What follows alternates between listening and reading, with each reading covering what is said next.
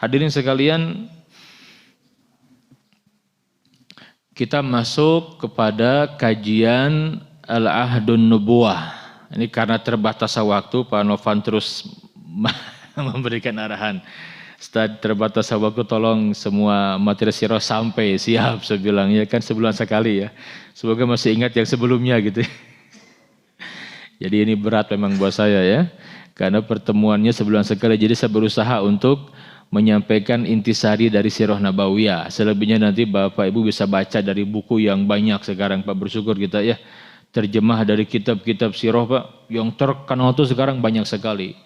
Di zaman saya dulu belajar nggak terlalu banyak, Pak, beberapa saja. Sekarang mau banyak, Masya Allah ya. Tinggal kita mau baca tidak. Bahkan kalau malas lihat buku karena tebalnya, kan nggak kelihatan tebal kalau buku, Pak ya. Ini aja yang saya bawa, Pak, ini sebenarnya buku paling tipis untuk Sirah Nabawiyah, Pak.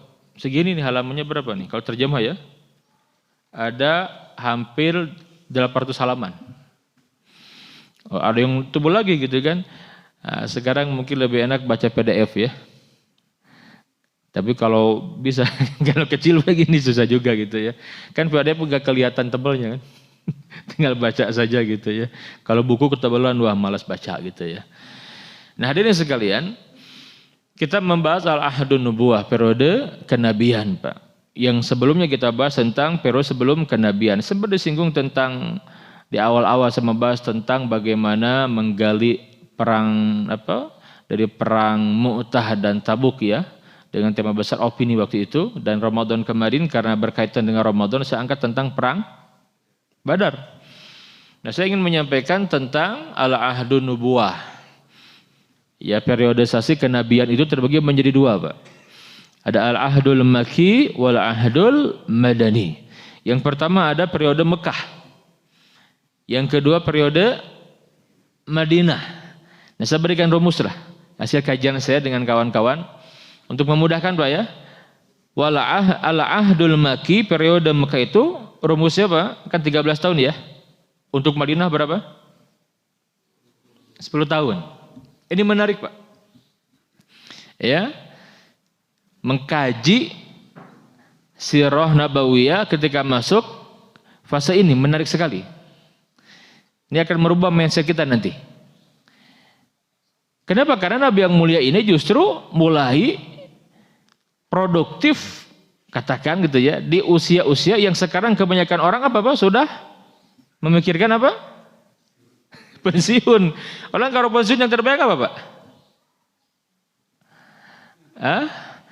Sudahlah, istirahat dari hiruk pikuk ya, dari apa? Dari aktivitas yang membosankan. Bayangkan sekian puluh tahun jadi PNS misalkan gitu ya. Mohon maaf. Dari rumah ke kantor terus itu saja gitu kan. Kendaraan tidak berubah gitu kan, misalkan kan, wah kebayang itu menjenuhkannya gitu. Yang dinantikan apa? Masa pensiun ya, bisa gendong apa, Pak? Cucu, nunggu mati gitu kan, nunggu mati sering ke masjid gitu kan. Nah itu kadang-kadang begitu di kebanyakan orang, Pak. Kalau kita membaca sirah Nabi tidak seperti itu. Justru usia-usia ini adalah usia Nabi itu sangat produktif sekali, Pak. Ini menariknya, Pak. Kalau kita membaca Al-Ahdul Madani, periode Madinah itu kan hampir setiap 6 bulan itu ada jihad, Pak. Jihad itu, jihad di sini artinya apa? Perang, Pak. Ke medan perang. Bawa senjata, berangkat dengan medannya itu yang ratusan kilometer, Pak. Dengan suasana gurun pasir seperti apa, Pak? Ini berarti apa? Kita lihat saja di perang Badar. Itu tahun berapa perang Badar mulai terjadi itu? Kemarin sudah kita bahas. Tahun kedua Hijriah kan? Usia Nabi berapa itu?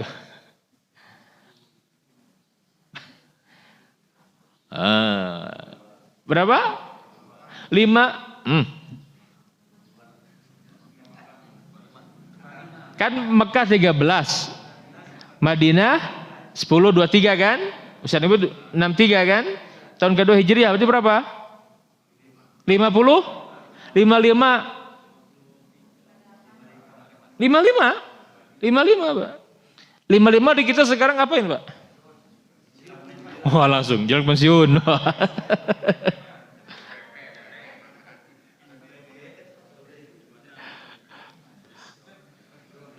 Menjelang masa pensiun ya. Nabi usia 55 sudah baru mulai ya Pak, start Pak. Baru mulai itu.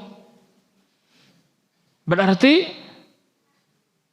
kesimpulan kita apa Pak? Nabi itu secara fisik bagaimana? Sehat kan? Kalau encok gimana Pak? Susah. Segala kerasa nyari cangkeng, asam urat, kayaknya nggak bisa itu Pak.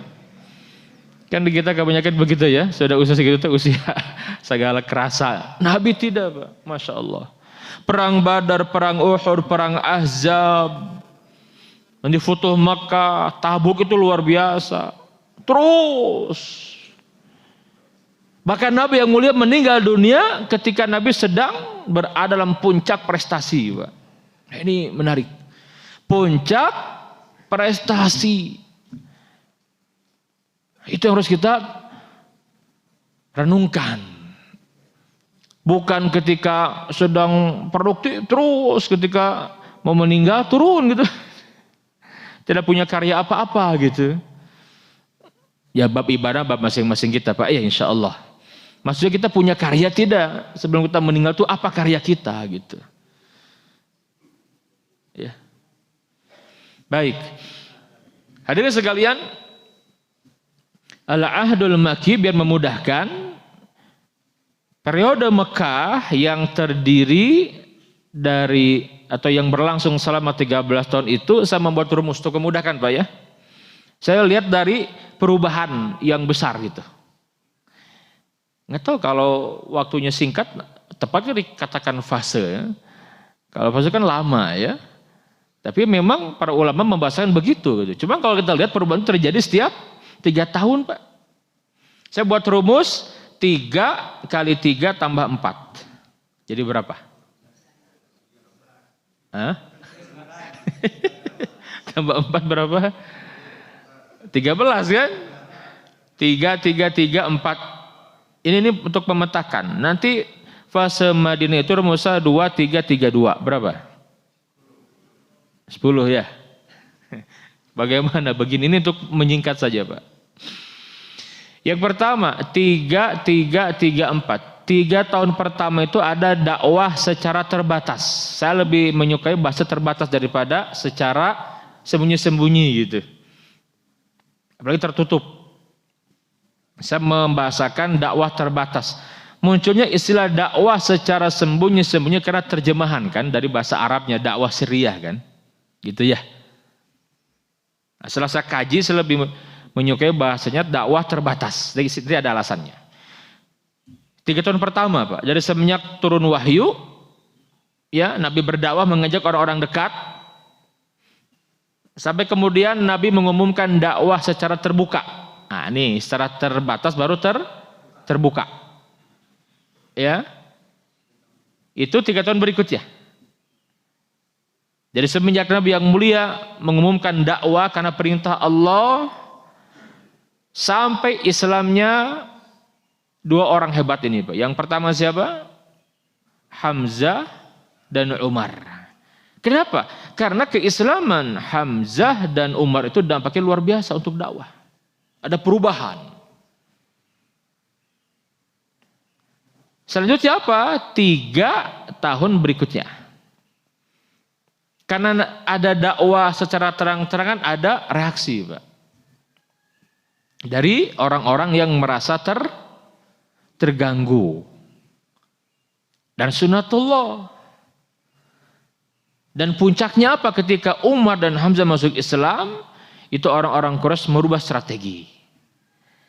Yang tadinya melawan masing-masing gitu kan, setiap kabilah masing-masing tuh mengatasi orang-orang yang bermasalah versi mereka gitu. Masing-masing sudah nggak bisa dihadapi Pak. Maka selanjutnya apa? Mereka berkoalisi. Dengan satu peristiwa terkenal namanya pemboikotan Amul Muqatta'ah. Pemboikotan Pak, itu kan zalim sekali Pak. Ya. Nah kemudian 4 tahun selanjutnya apa? Adalah Nabi berdakwah di luar Mekah. Jadi Nabi sudah melihat Mekah ini sudah tidak kondusif lah. Untuk membangun basic dakwah itu sudah tidak kondusif. Nabi bukan tidak, jadi Nabi bukan kalah, bukan Pak. Justru Nabi itu menang. Mana bukti menangnya? Tekanan demi tekanan makin hebat. Loh kalau musuh menganggap kita ini nggak ada apa-apanya, nggak mungkin ada tekanan, betul tidak? Kan makin meningkat Pak. Nah, kalau kita nggak dianggap itu ngapain gitu kan? Harus diperlakukan dengan sebegitunya gitu. Sampai nanti puncaknya Nabi itu kan yang dicari itu. Maka nanti Nabi membidik kota Taif. Ternyata Allah menginginkan Madinah, nah gitu. Ya manusiawi lah kan bicara tentang Mekah dan Taif itu kota besar Pak. Kota hebat. Kalau Madinah itu kota dulu di zaman Nabi kan namanya Yatsrib. Itu kota yang gak dihitung, gak dilirik gitu. Tempat yang banyak masalah lah gitu. Secara politik juga sedang bermasalah karena perang saudara terus menerus, kan tidak kondusif. Ekonomi morat-marit, dikuasai orang-orang Yahudi gitu. Permusuhan.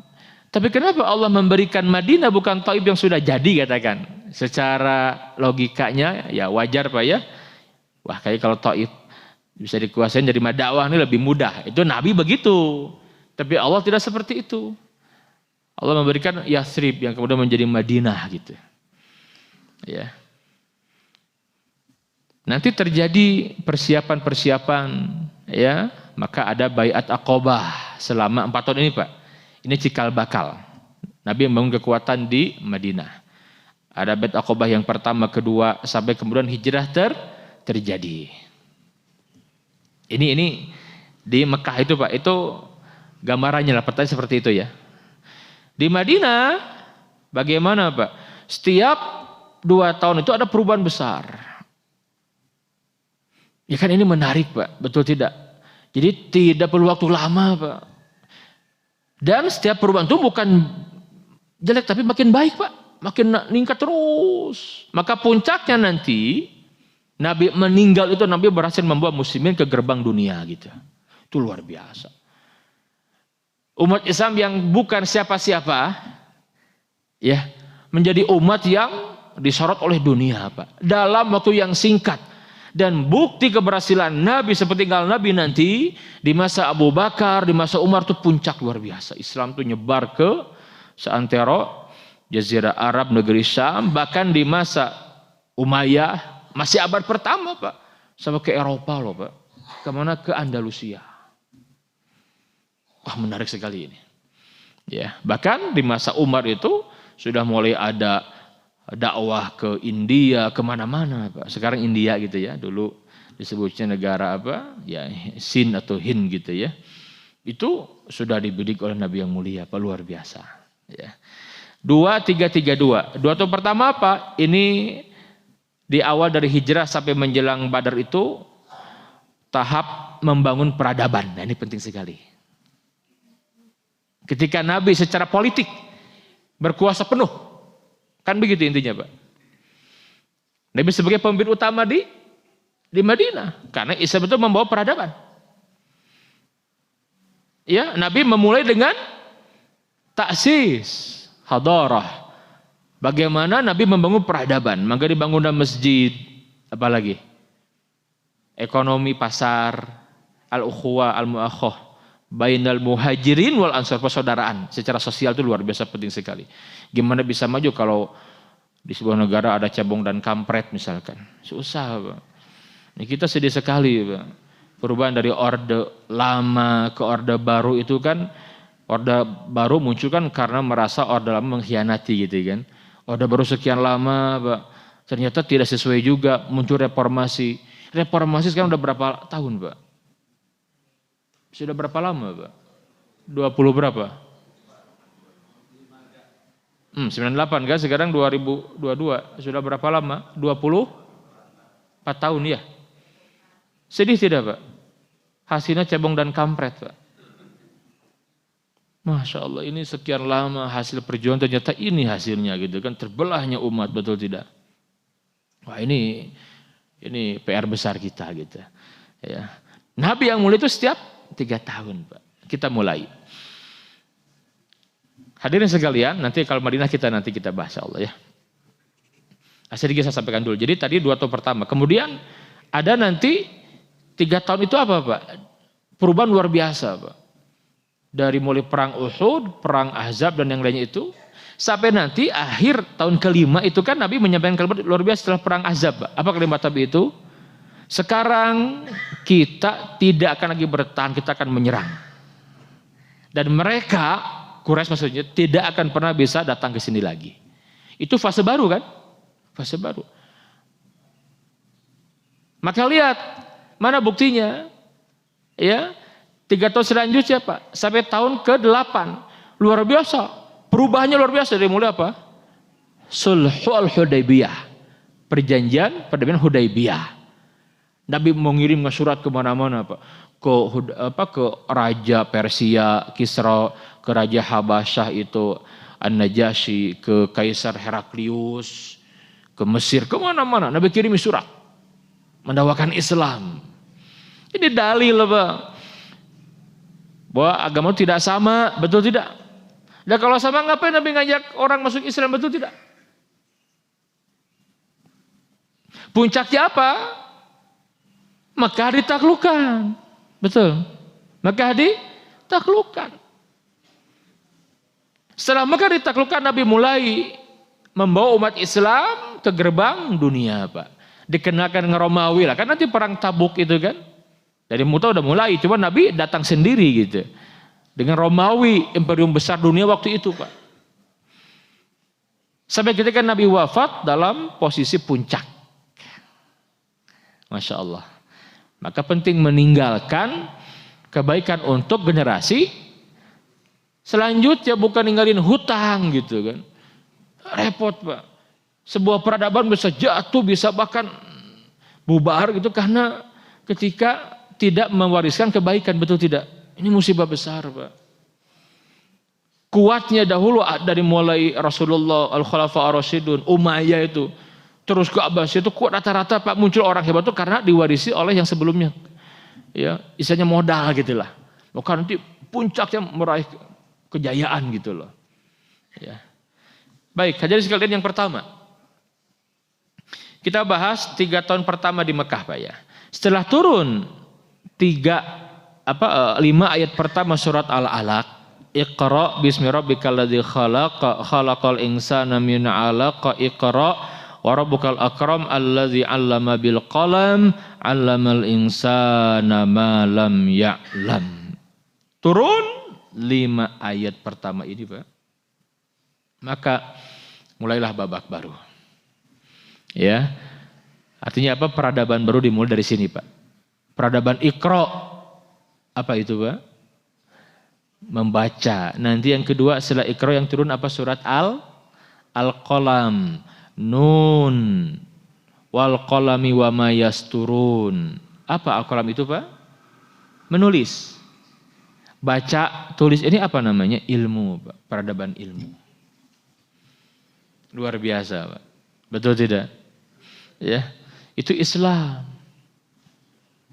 Maka Nabi yang mulia sallallahu alaihi wasallam pertama kali mendakwahkan ya Islam ini Pak, setelah Nabi yakin mantap bahwa memang ini adalah merupakan perintah dari Allah. Kan kita tahu tahapannya ketika Nabi yang mulia sallallahu alaihi wasallam mendapatkan wahyu itu kan Nabi dalam kondisi menggigil. Nabi itu tidak tahu yang datang itu siapa gitu ya. Yang Nabi khawatirkan apa Pak? Yang Nabi khawatirkan yang datang kepada beliau itu jin dan jadi dukun nantinya gitu lah. Oh iya begitu, Nabi khawatir kan. Itu karena di waktu itu yang namanya dukun itu Pak jadi rujukan dan Nabi tidak menyukai itu gitu loh. Ya, Nabi tidak menyukai Pak. Ini Nabi itu kaget gitu. Maka Nabi kan mengadukan kepada Khadijah gitu. Ya Khadijah, ada apa denganku ini? Zamiluni, zamiluni, zamiluni ya Khadijah. Selimutilah aku, selimutilah aku, selimutilah aku ya Khadijah. Itu menggigil, Pak, nggak tahu. Khadijah seorang istri yang salehah, yang sangat faham, masya Allah, tabarakallah. Saya pernah bahas di sini ya dulu ya, bagaimana Khadijah perannya luar biasa, Pak. Nggak terbawa gempur cik orang banyak. Aduh, itu ayah nawa jadi riwah bunyi misalkan ya, malah pingsan misalkan ya. Enggak, Bu. Khadijah tampil. Enggak ditanya dulu enggak? Diajak Rasul itu ke rumah, tidur, diselimuti dulu setelah hilang rasa paniknya gitu ya. Ya, dikasih minum dulu, baru kemudian diskusi. Nah, diskusi menarik, Pak. Ya. Ada apa suamiku? Coba ceritakan.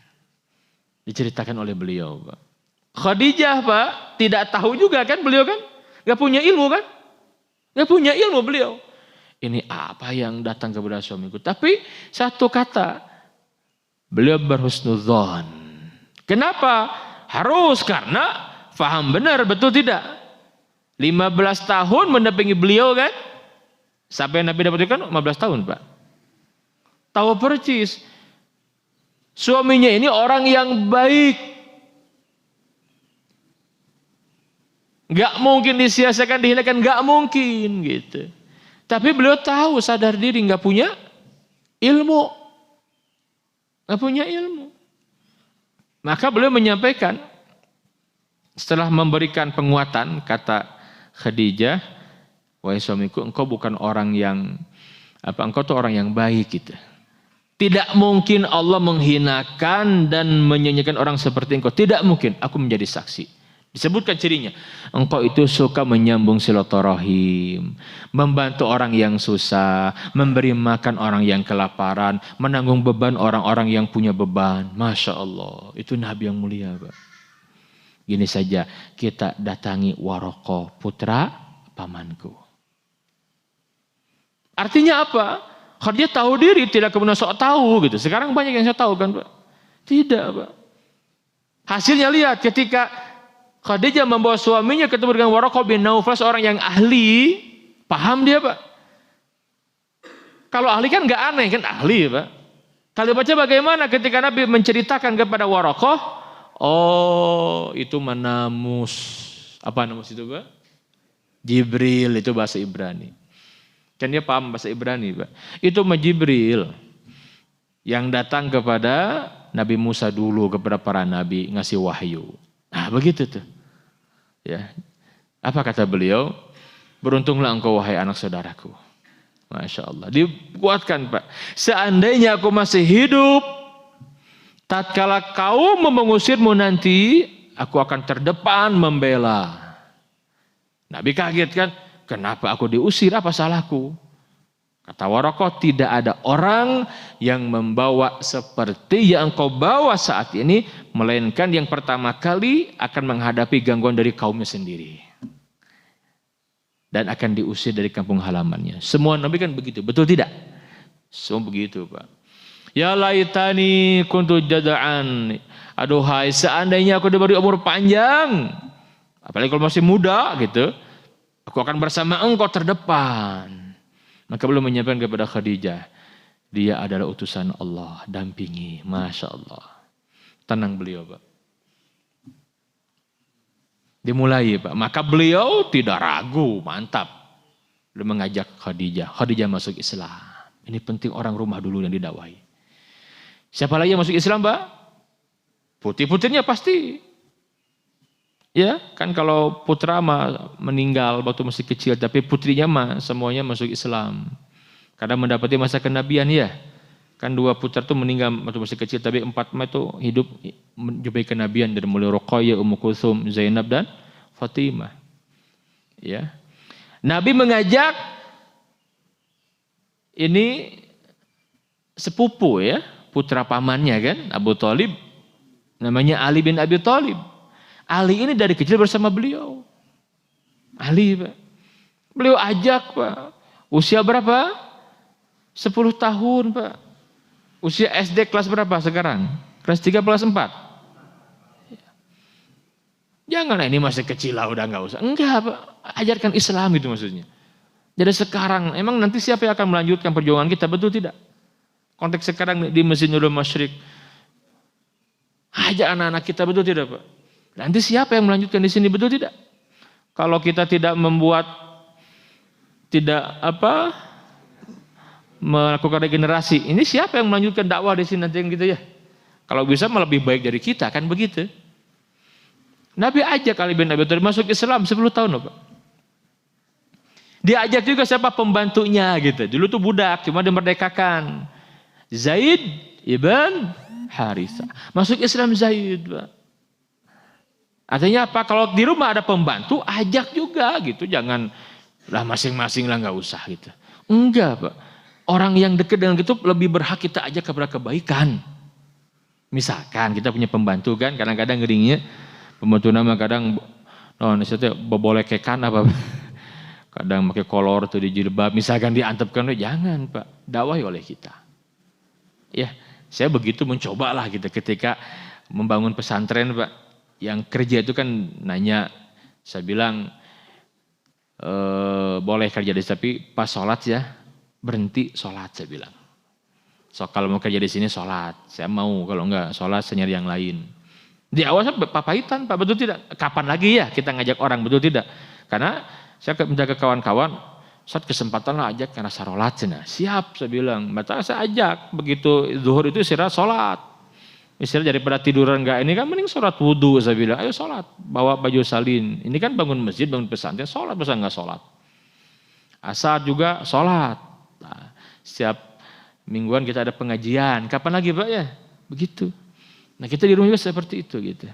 Baik, hadirin sekalian, maka dakwah Nabi yang mulia dimulai dari orang-orang yang terdekat. Kemudian setelah orang rumah, Nabi melihat orang di luar rumah. Yang belum bidik siapa Pak? Orang-orang dekat beliau. Yang pertama adalah Abu Bakar As-Siddiq radhiyallahu anhu. Siapa Abu Bakar? Temannya Nabi, Pak. Kan Nabi itu pengusaha kan, Pak ya? Pengusaha, Pak. Kalau pengusaha biasanya dekat sama pengusaha lagi. Betul tidak? Kan suka punya komunitas. Artis sama artis lagi kan gitu ya. Betul kan? Kadang-kadang kita ini bisa berkomunikasi karena kesamaan hobi gitu kan. Karena profesi kan macam-macam Pak ya. Ya, yang suka touring gitu kan, apa namanya di sini Pak, touring apa Pak? Nurul Masyriq.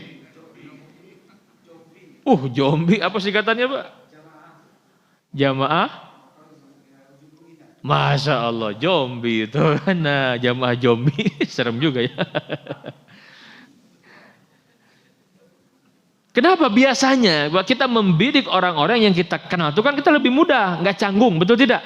Nggak canggung, kita kenal kan ya. Dan kita ingin Pak, ketika kita mengajak itu kan diterima, betul tidak? Ya ingin begitu. Coba kalau pertama dakwah ke orang yang gak dikenal, ditolak, tiba-tiba gimana Pak? Demotivasi, betul tidak? Waduh berat dakwah ya. Bisa mau ngajak deh ya. Kurang ngehes ya, can soleh. Jadi kayak alasan kan gitu kan. Ajak dulu orang yang kita tahu kemungkinan besar dia menerima, betul tidak? Kenapa Nabi mengajak Abu Bakar? Karena Abu Bakar itu orang yang soleh Pak. Tahu. Gini, Nabi tahu sama-sama punya kegelisahan, ingin ada perubahan. Itu Nabi tahu persis Abu Bakar Pak. Ini orang luar biasa gitu. Jadi kalau ngobrol ketemu tuh nggak mikirin bisnis saja gitu. Mikirin nilai gitu kan. Value itu dipikirkan gitu. Ya masa sih berhala disembah, nah gitu. Ya. Mabok dianggap biasa, zina dianggap biasa, hukum ini seenaknya, ini nggak benar ini ya. Itu obrolan mereka itu begitu, Pak. Ayolah kita punya kontribusi, ayo. Tapi apa ya kontribusinya? Bingung, Pak. Maka Nabi mengajak Abu Bakar. Begitu diajak, benar Pak. Abu Bakar itu langsung menerima, Pak. Langsung, karena Abu Bakar juga yakin siapa yang mengajaknya tahu, karena moralnya apa? Kepercayaan Pak. Itu dakwah betul tidak teladan. Abu Bakar tuh nggak ragu siapa yang ngajak itu orang luar biasa di mata beliau gitu. Luar biasa Pak. Diajak langsung. Beliau ya menyambutnya gitu. Ya, umumkan keislamannya, Masya Allah. Kenapa dikatakan Abu Bakar? Karena Nabi tahu, Pak. Sebelum masuk Islam sudah Abu Bakar gitu. Kan namanya bukan Abu Bakar, Pak. Dan pernah baca siapa nama asli beliau? Halo? Bu, siapa Bu nama asli Abu Bakar, Bu? Nama asli siapa? Hah? Abu? Itu orang tuanya. Gak apa. Siapa nama beliau? Siapa, Pak? Ada yang pernah baca tidak? Ada yang pernah baca, Pak? Yang benar boleh pulang dulu. Nama aslinya Abdullah Ibn Abu Quhafa. Abdullah namanya, Pak. Tapi kenapa dikenal dari mudanya Abu Bakar? Apa arti Bakar itu? Ini kalau orang Syiah suka menuduhnya, oh itu perawan katanya, bapaknya perawan. Ujungnya menghina ujungnya, Pak. Tidak benar, Pak. Bakar di sini para ulama sejarah menyampaikan itu orang yang bersegera kepada kebaikan, itu bakar.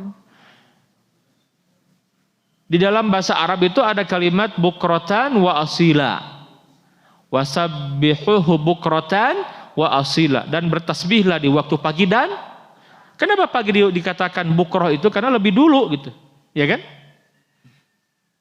Dalam bahasa Arab, Bapak nyampe ke sini lebih awal, mubakiron artinya wasaltul masjid nurul masyrik mubakiron, lebih dulu gitu loh. Bakar itu maksudnya yang lebih tepat. Maka dikatakan Abu Bakar itu orang yang bersegera kepada kebaikan. Sudah ada modalnya. Nah, orang yang seperti ini kalau Bapak kenal, Pak, yang dia belum masuk Islam misalkan beda agama atau dia belum sungguh-sungguh ke Islamnya, ajak oleh Bapak. Peluangnya besar dia menerima. Saya buktikan itu, Pak. Benar, Pak.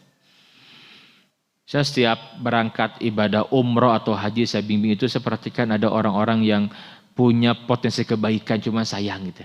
Karena kan kalau haji lama suka diskusi, Pak, ya ngobrol. Masya Allah, ini kesempatan. Saya ajak, Pak.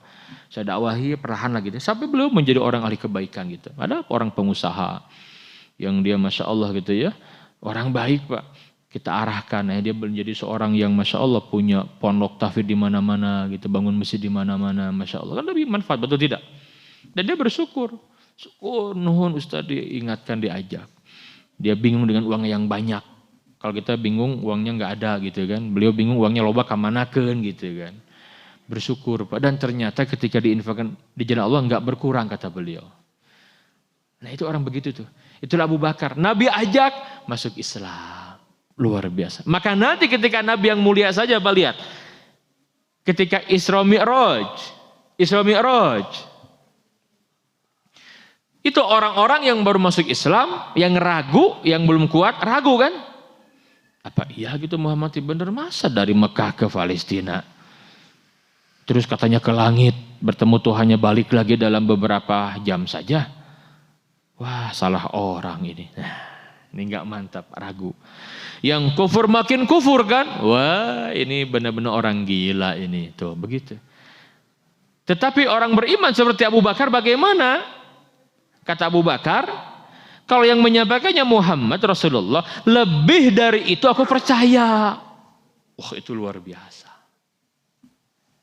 Itu Abu Bakar, Pak. Benar, Pak. Nabi ajak masuk Islam. Itu Abu Bakar. Hari itu juga dakwah kepada komunitasnya lagi gitu. Karena Abu Bakar ini seorang pengusaha yang dia membina juga. Kalau sekarang apa, Ustaz Novan? Coaching, mengcoach gitu. Nah, ini ahlinya nih Pak Novan nih. Ya. Banyak ratusan pengusaha lahir dari beliau mengcoaching gitu kan. Di coach sama beliau nih. Itu Abu Bakar begitu, Pak. Berarti mengcoach Utsman bin Affan, Abdurrahman bin Auf. Itu orang-orang hebat pengusaha kan. Yang mendampingi beliau Abu Bakar. Diajak sama Abu Bakar. Langsung gak bakbi ibu. Wah, ini kesempatan karena Abu Bakar. Diajaklah Utsman bin Affan. Masuk Islam. Didawahi Abdurrahman bin Auf masuk Islam. Kemudian Sa'ad bin Abi Waqqas masuk Islam. Siapa lagi, Pak? Diajak lagi Thalha ibn Ubaidillah itu masuk Islam. Ini orang-orang yang dijamin surga. Berarti setiap kebaikan yang dikerjakan oleh Utsman, oleh Abdurrahman bin Auf, Sa'ad bin Abi Waqqas, Thalhah, semua itu nyampe kepada Abu Bakar pahalanya. Betul? Betul? Kita beriman dengan itu, Pak. Multi level pahala. Iya kan?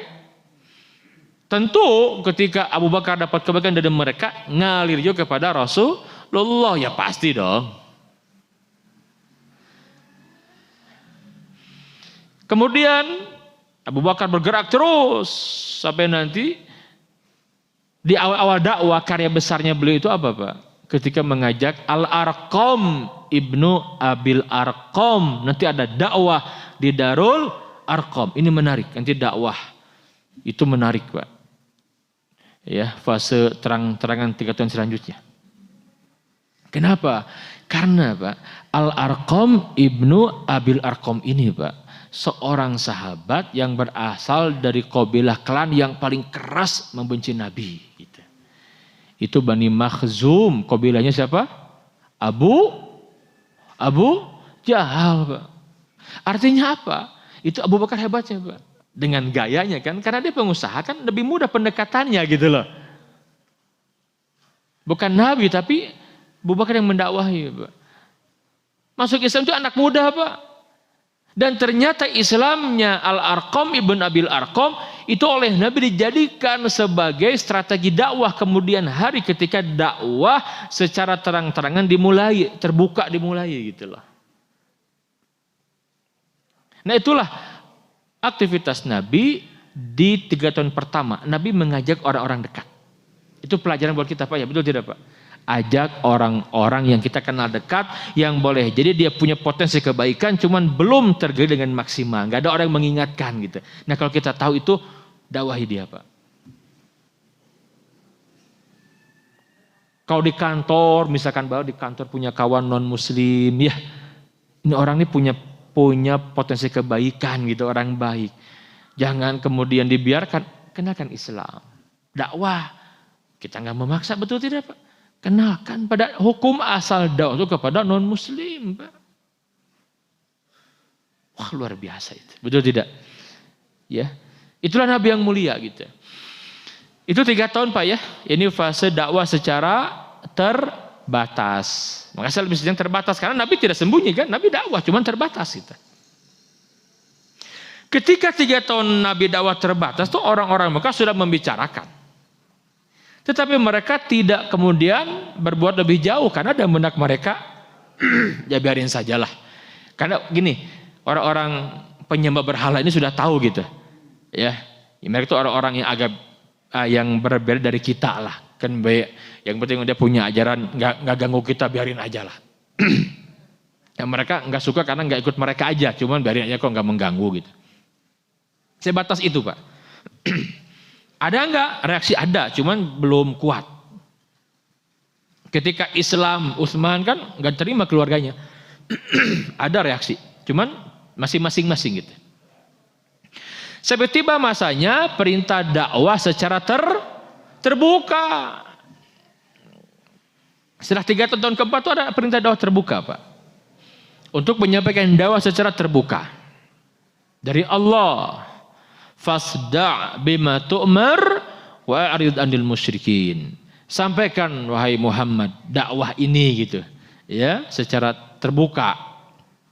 Apapun yang diperintahkan Allah dan berpalinglah dari gangguan orang-orang musyrik. Jangan dilawan, berpaling, biarkan saja. Maka Nabi naik ke Bukit Safa. Nabi umumkan dakwah. Dengan kalimat yang luar biasa. Nabi buka dengan kalimat pembuka yang itu menjadi apa ya? Kunci, Pak. Bahwa Nabi dimusuhi bukan karena pribadinya, tapi karena ajarannya. Penting. Lihat kalimat Nabi, Pak. Ara'aitum, bagaimana menurut kalian?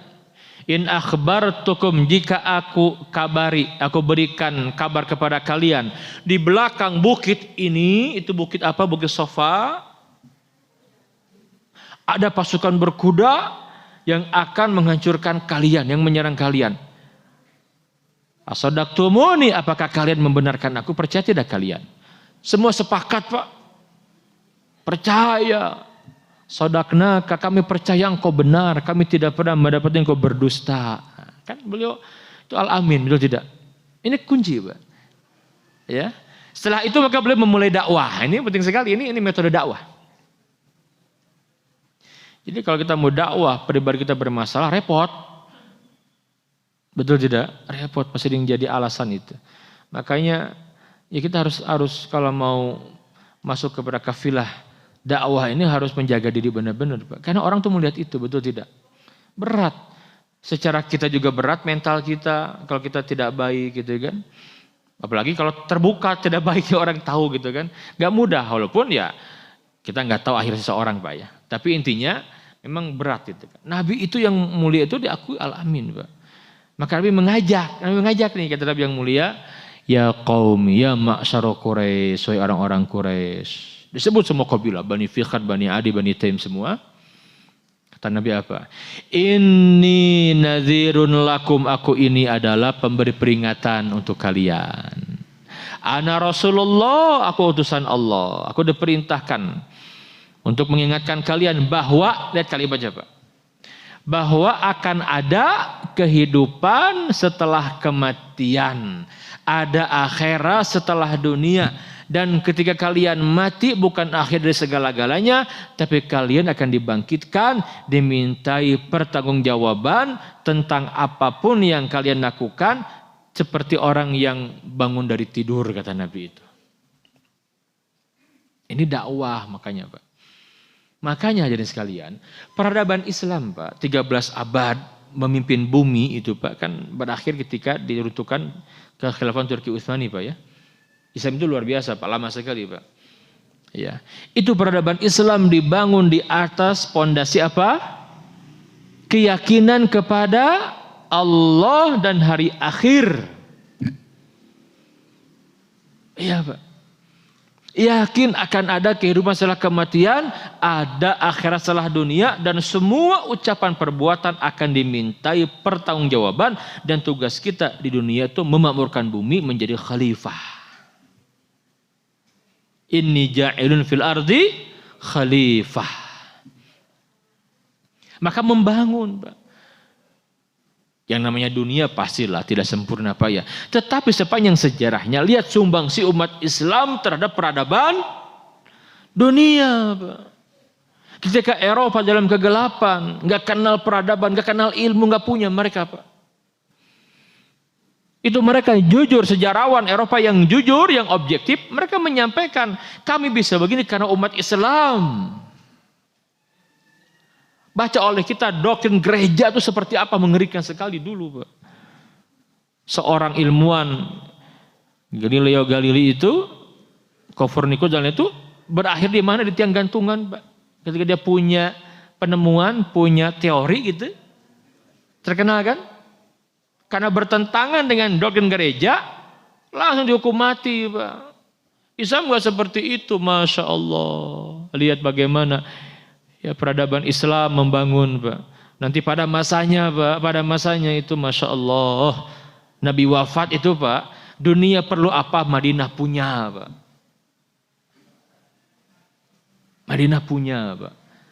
Sampai pada masanya di barat sana ada kota Cordoba. Kampus yang berdiri pertama kali itu di Cordoba, Pak. Dari masjid orang-orang Nasrani dikirim belajar, Yahudi dikirim semua. Apa terjadi? Enggak, silakan belajar. Di timur di mana? Di Baghdad, di masa Abbasiyah, tidak hanya meninggalkan arsitektur yang indah, betul tidak, Pak? Lihat khasnya, Pak. Sampai sekarang, Pak, dasar sekali umat Islam itu. Kalau kita ke Eropa, kita ke Timur Tengah, lihat khasnya gitu ya dulu ya. Sampai sekarang terus kan, kalau kuat Islamnya, lihat seperti di Saudi Arabia itu. Karena politiknya kuat, bagaimana dibangunnya kota itu, betul tidak? Mekah, Madinah dengan indah sekali, Pak. Bapak senang tidak, Pak? Datang ke Mekah dan Madinah, Pak? Nyaman tidak? Masa sekarang? Dulu tuh begitu Cordoba, dulu begitu Andalus. Ya, ada ngomong kan, itu katanya Al-Aqsa itu bukan yang di zaman Nabi. Ya iya benar, bangunan sekarang bukan di zaman Nabi, nggak seperti itu gitu kan. Kan ada orang yang mencoba memalingkan Al-Aqsa sekarang, Pak. Al-Aqsa itu Kubah Sokhro itu bukan di zaman Nabi. Emang benar, Pak, masjidnya dibangun bukan di zaman Nabi, tapi kan yang jadi pembahasan apa? Tanah haramnya Baitul Maqdis Al-Qudsnya itu kan, yang luasnya 14,4 hektar itu. Kenapa? Itu Pak, Masjid Qubatus Sokhroh, yang pernah ke sana tahu Pak, mungkin boleh lihat di gambar ya, Kubah Mas itu Pak. Itu peninggalan dari zaman Bani Umayyah Pak, itu abad pertama. Lihat arsitektur udah tinggi sekali Pak. Berarti itu sekian abad dulu. Betul, dulu Pak. Ya karena ketika Israel masuk ke Palestina kan sudah lama, nggak ada pembangunan kan. Di masa itu dulu paling megah itu Masjidil Aqsa. Arsitektur keindahan haram tuh nggak seperti itu dulu. Mekah, Madinah itu kan biasa aja Pak. Bapak lihatlah tahun-tahun 50-an gambar-gambar Ka'bah haram itu seperti apa, betul tidak? Kan baru kemarin Pak peluasan itu di zaman Malik Fahad itu tahun 82 itu. Ya, bertahap sampai sekarang indah begitu kan, bertahap. Sekian puluh tahun tuh. Karena dipegang oleh Israel, dijajah itu, dirampas, nggak ada pembangunan kan, dilarang kan. Sekarang pun masih indah, betul tidak Pak? Masya Allah, itu Islam yang begitu membangun Pak. Dan dibangun di atas keyakinan kepada adanya hari akhir. Itu dakwah Nabi begitu. Kan ini yang membuat orang-orang Mekah itu nggak terima, ini apa-apaan gitu kan. Ngajak apa ini gitu. Yang pertama kali menolak siapa? Siapa? Pamannya sendiri Pak. Siapa namanya? Hah? Abu Lahab. Berdiri dia, marah. Kata dia apa? Taban laka anta ya Muhammad. Kurang ajar kamu ini, bikin malu saya saja pamanmu. Sekarang gitu ya. Alihadza jama'atana. Karena ini kamu kumpulkan kami. Kamu tidak tahu siapa yang kumpul ini. Ini pembesar semua nih. Alihadza jama'atana, karena itu kamu kumpulkan kami. Nabi kaget Pak. Nggak nyangka yang paling keras menentang itu paman sendiri gitu. Sunnatullah Pak. Jangan aneh kalau dakwah ditentang oleh keluarga dekat. Jangan aneh gitu. Itu sunnatullah begitu. Mungkin ada yang mengalami begitu, ada ya. Kalau ada yang mengalami itu enggak, jangan aneh Pak. Nabi diam, tidak berkomentar. Sampai turun surat Al-Lahab. Di waktu itu tabat yada abi lahabi wa tab ma agna anhu maluhu wa ma kasab, dan seterusnya. Kata Allah, bukan kamu yang binasa tapi dia yang binasa. Itu fase dakwah 3 tahun berikut secara terbuka dimulai Pak. Nah karena Nabi mengumumkan dakwah, otomatis ada reaksi. Seperti apa? Waktunya habis, Sanoban. Tuh kan dah saya di kejagaan itu gancang gitu. Cukup Pak atau gimana? Bisa terserah para bapak nih. Cukup dulu Pak? Cukup Pak? Cukup? Cekap ya? Baik. Jadi memang masih harus panjang Pak ya. Tenang saja Pak, masih panjang. Semoga ada umur insya Allah. Nanti kita bedah 3 tahun berikutnya, menarik Pak. Karena ini ada reaksi Pak. Dan nanti Nabi memilih tadi itu rumah Al-Arqam. Kenapa dipilih rumah itu? Kan rumah itu anak muda. Dulu adat orang Arab tuh aib Pak. Masa orang-orang tua tokoh kumpul di rumah anak muda tuh gimana gitu. Ternyata Nabi mengambil langkah ini sebagai strategi yang dengan itu Nabi ketika berdakwah mengajari sahabat yang masuk Islam di Darul Arqam itu tidak pernah ada riwayat Nabi digerebek, dibubarkan pengajian, nggak ada itu. Iya, karena strateginya luar, dicekal nggak ada Pak. Kenapa? Karena Al-Arqam itu kan dari Bani Makhzum, rumahnya di perkampungan Bani Makhzum dekat Abu Jahal Pak. Bayangin, kan mikir musuh nggak berpikir masa Muhammad wani-wanian datang ke sarang musuh gitu kan? Itu Nabi luar biasa strategi, dan itu perubahan terjadi Pak. Ya. Baik, karena waktu sudah jam 6:10 dan sudah sepakat diakhiri ya, insya Allah. Semoga ada umur, kita lanjutkan di pertemuan selanjutnya. Sebagai penutup yang ingin saya sampaikan, mari kita miliki himmah dakwah Pak ya. Karena keutamaannya, pahalanya. Terbayang Pak, Bapak ngajak seseorang dia kemudian bagus keislamannya, menjadi orang hebat, punya murid banyak, Bapak mendapatkan kebaikannya. Itulah orang-orang yang cerdas, Pak. Bukankah kalau kita mati semua amal terputus, kecuali apa?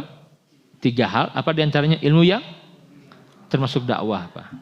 Ini masuk dakwah di sana. Maka kalau Bapak mendapati orang-orang dekat Bapak yang belum tersentuh Islam, belum bagus, ajak Pak ya. Betul tidak? Orang rumah, saudara, kawan, ajak. Kita punya komunitas, belum mau ke masjid, kita deketin. Ajak ke masjid, Pak. Apalagi punya kawan non-muslim yang dia berpotensi baik, dakwahi, Pak. Bisa nanti di akhir ditanya sama Allah, kamu nih punya kawan dekat, padahal dia orang baik, kenapa nggak didakwahi? Kenalkan, minimal kenalkan Islam lah gitu. Kenalkan, mau nerima mau tidak terserah dia kan, minimal kita mengajak gitu kan. Ya. Allah alam bisawab, ini yang disampaikan. Fa'tabiru ya udil albab. Subhanakallahumma wa bihamdika asyhadu an la ilaha illa anta astaghfiruka wa atubu ilaik. Ada pertanyaan Pak? 1 atau 2 silakan. Ada pertanyaan atau cukup? Cukup? Atur nuhun. Assalamualaikum warahmatullahi wabarakatuh.